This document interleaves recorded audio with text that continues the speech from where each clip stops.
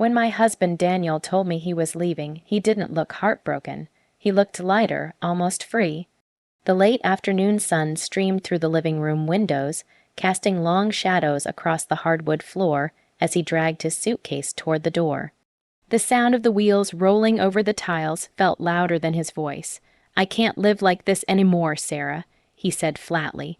"This house feels suffocating. Suffocating, that word hit me harder than if he had screamed. I stood near the staircase, my hands trembling at my sides.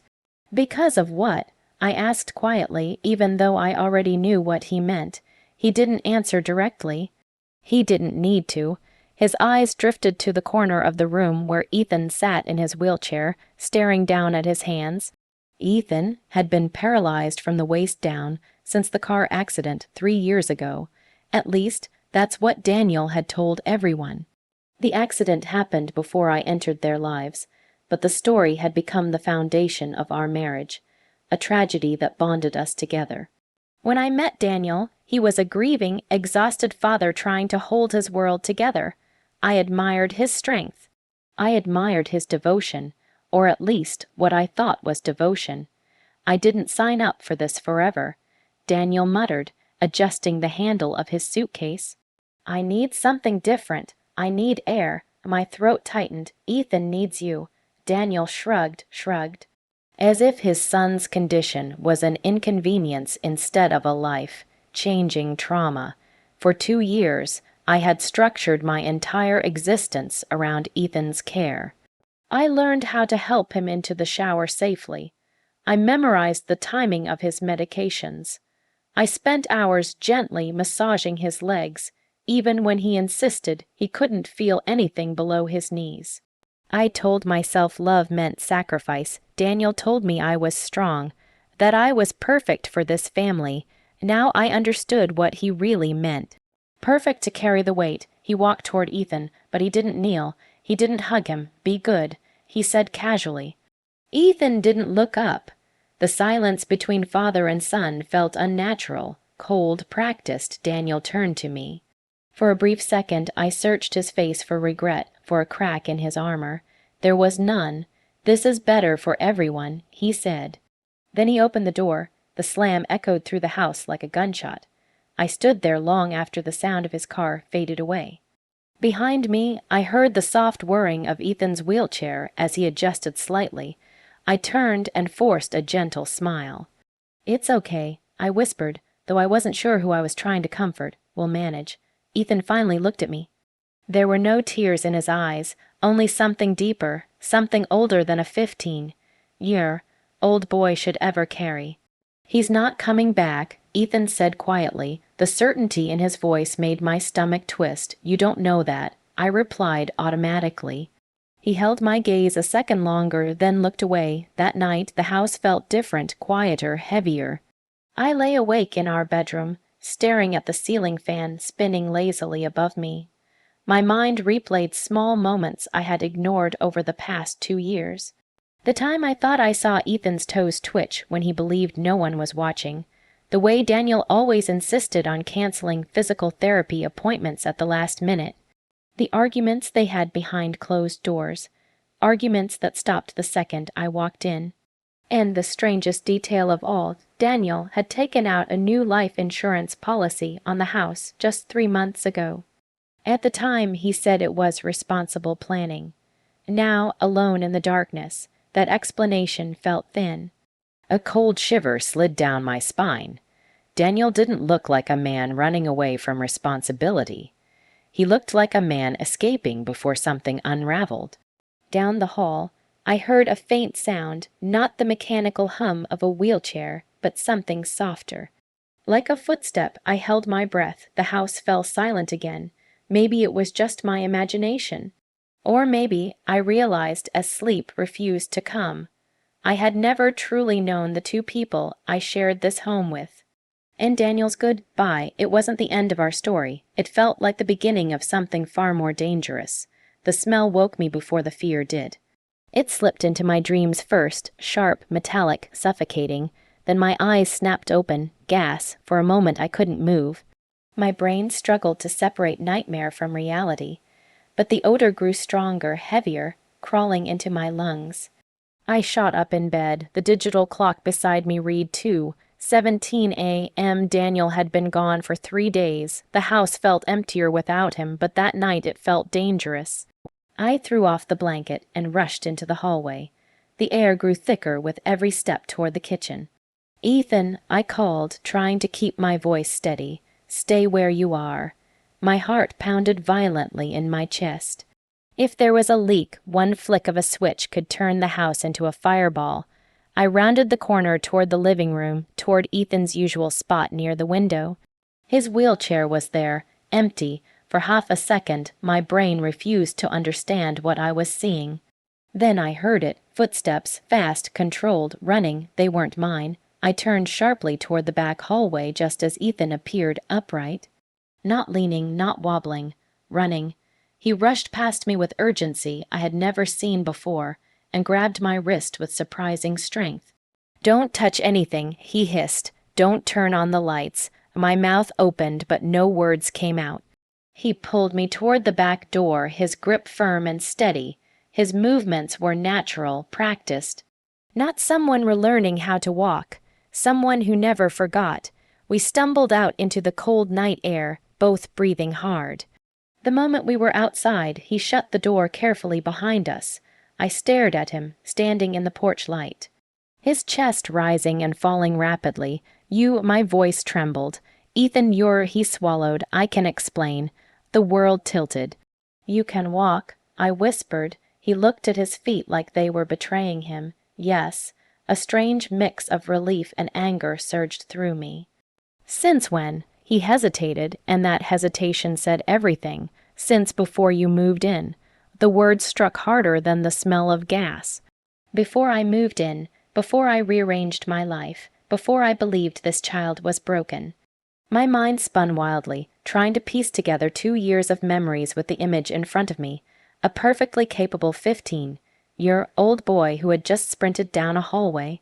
The gas. I forced out, "What happened?" His face changed, the guilt turned into something darker. He loosened it. The cold air suddenly felt sharp against my skin. "Who?" He looked up at me, "My dad." Silence swallowed the night. "That's not funny," I said automatically. "I'm not joking." His voice cracked.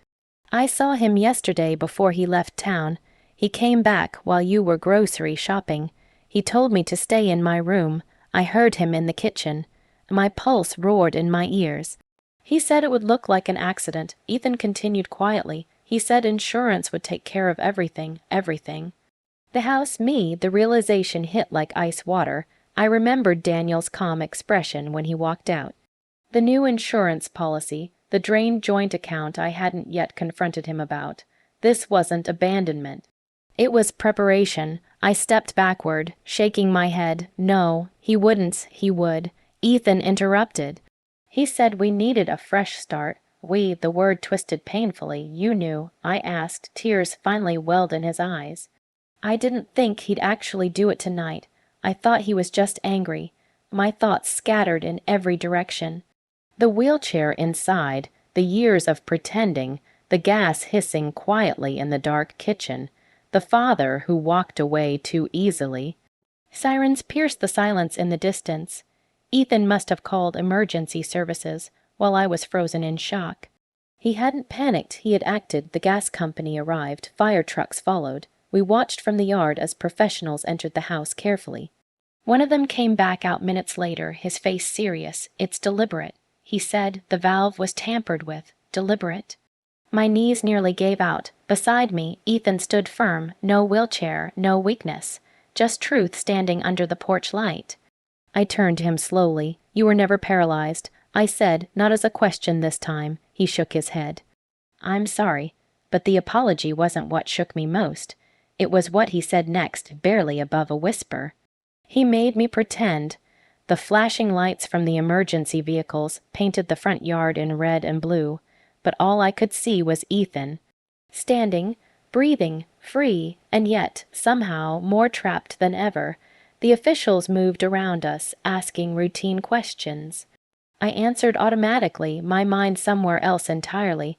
Ethan stayed close to me, silent, his shoulders tense like he was bracing for impact.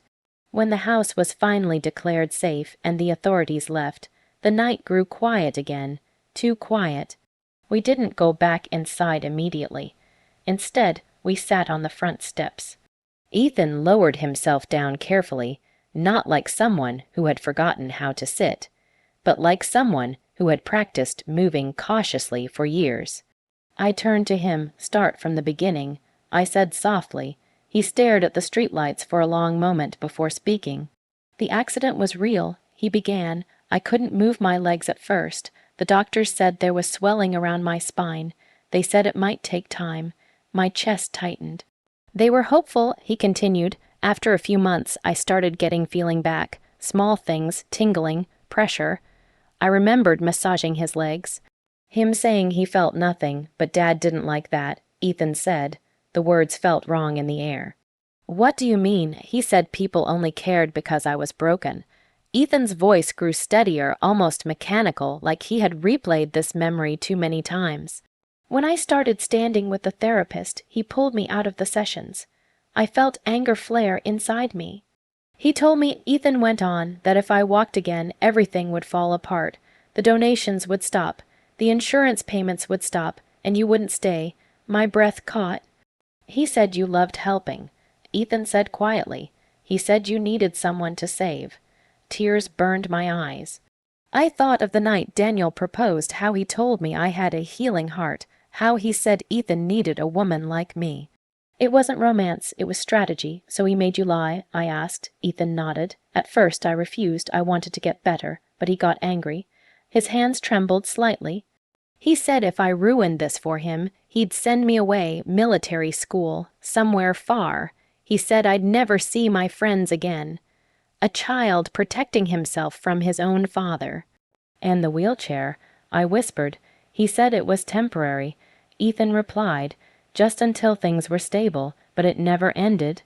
The pieces slammed together in my mind. The canceled therapy appointments, the excuses about complications, the way Daniel insisted on being the one to speak to doctors. He controlled the narrative. He controlled Ethan, and he controlled me.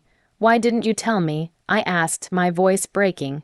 Ethan finally looked at me fully. Because you looked happy when you helped, he said. I didn't want you to leave too. The guilt hit harder than any betrayal. I had thought I was saving them. I hadn't seen that I was part of the cage. And tonight, I pressed gently. Why stand up now?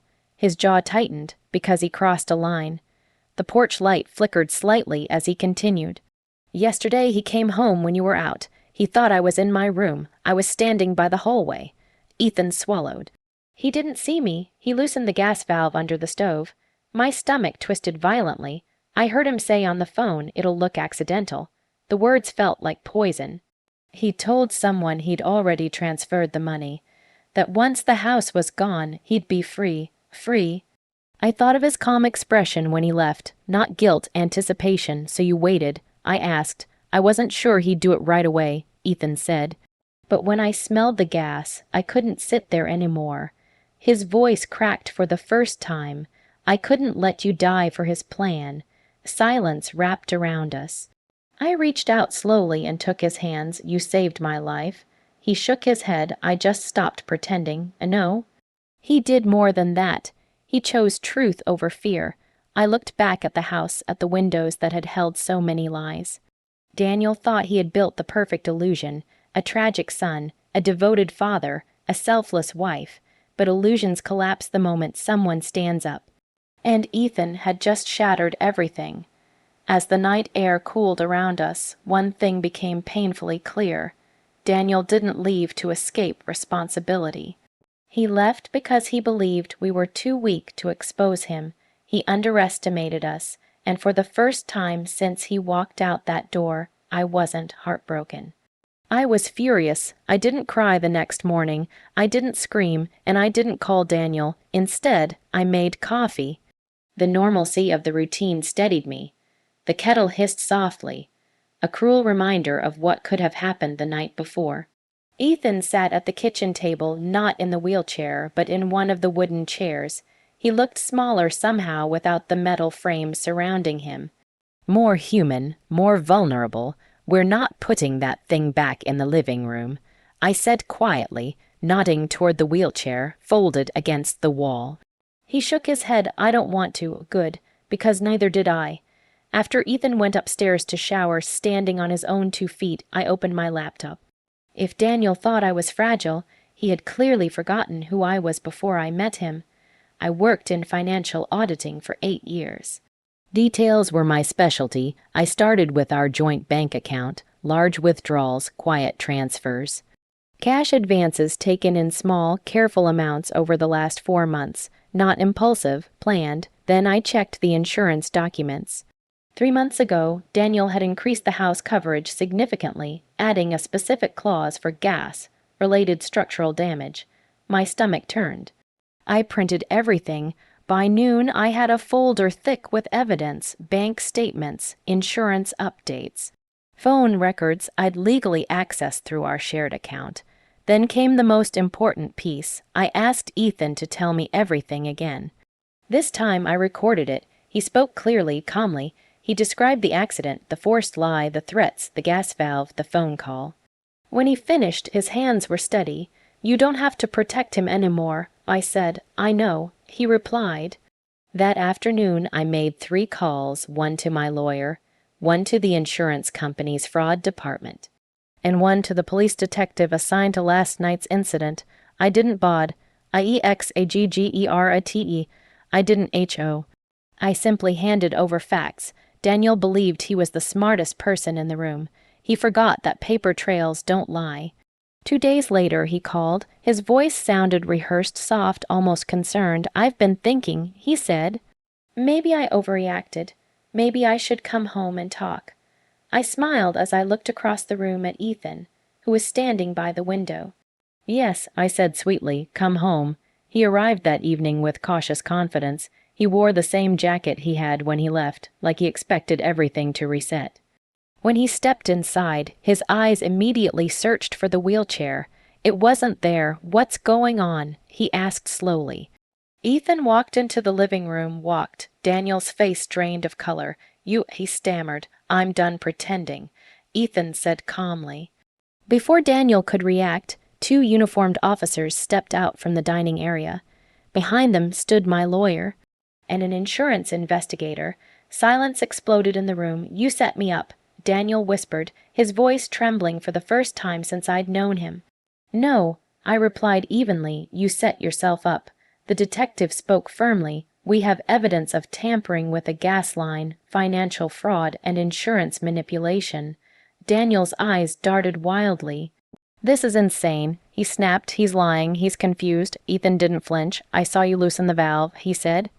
I heard the phone call. The investigator opened the folder in his hands, and we have documentation of increased coverage and transferred funds. Daniel's composure cracked. The mask slipped, anger replaced charm. You ungrateful little. The officer stepped forward immediately. Sir, you need to calm down. As they cuffed him, he looked at me with pure disbelief. You needed me, he said. I stepped closer. No, I answered softly. We needed the truth. They led him out the same front door he had slammed days earlier. Only this time, he wasn't walking freely. The house felt lighter once the sirens faded. Ethan stood beside me in the quiet living room. I'm sorry, he whispered again. I wrapped my arms around him tightly. You saved us, I said, and I meant it. Over the next few weeks, statements were taken. Charges were filed, attempted arson, insurance fraud, endangerment. The wheelchair was donated to a rehabilitation center. The ramps were removed, not because we were erasing the past, but because we were done living inside it. Ethan began real therapy, not for his legs, but for the years of manipulation. And me, I learned something powerful. The sweetest revenge isn't screaming. It isn't destruction. It's standing tall in the ruins someone built for you and refusing to stay broken. Daniel tried to burn our future for profit. Instead, he watched us rise from the smoke he never got to light. Together, on our own 2 feet,